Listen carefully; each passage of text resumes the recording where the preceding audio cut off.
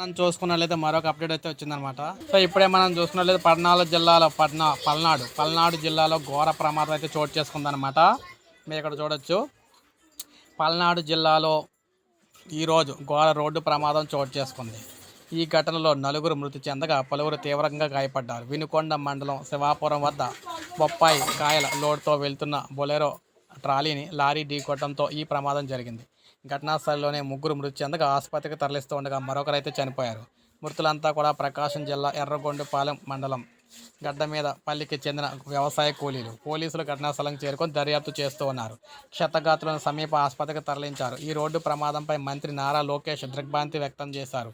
క్షతగాత్రులకు మెరుగైన వైద్యం అందించాలని ఆదేశించారు. బాధిత కుటుంబాలకు ప్రభుత్వం అన్ని విధాలుగా అండగా ఉంటుందని భరోసా ఇచ్చారు.